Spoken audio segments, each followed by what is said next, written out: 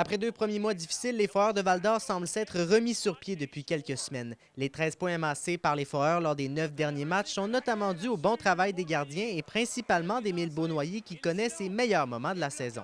Il est étincelant là, présentement, il est en pleine confiance, il est souriant, c'est le fun de le voir comme ça. C'est le gardien pour qui on avait transigé, puis on avait fait une belle transaction pour aller chercher Émile. On a tout le temps eu confiance en lui, mais de le voir performer de la sorte, c'est extraordinaire. Pour tenter de poursuivre sur cette belle séquence, Maxime Desruisseaux a été chercher certaines munitions. L'attaquant Jérémy Leroux, acquis du Drakkar de Bécomo, fait très bien depuis son arrivée à Val-d'Or, lui qui a déjà 3 buts en 4 matchs. On voit un beau potentiel en lui. Je pense qu'il a un beau lancer. Il est capable de fabriquer des jeux également.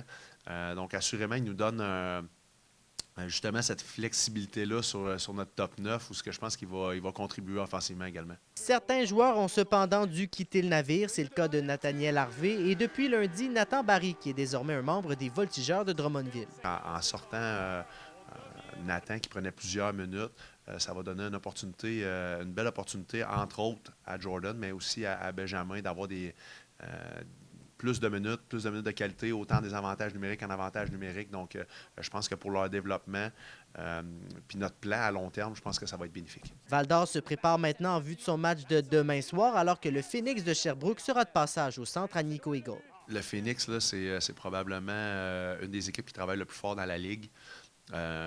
Sont sur la tâche, sont bien structurés, sont bien coachés. Donc, assurément, là, on ne peut pas tourner les coins ronds, comme on dit. Il va falloir être prêt. En plus du match de mercredi, les Foreurs disputeront 2 autres matchs ce week-end contre 2 équipes complètement opposées au classement général.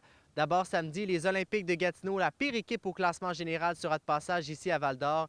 Et le lendemain, ce sera contre les Wildcats de Moncton, première puissance au classement général. Alexis Dumont, RNC Nouvelles, Val-d'Or.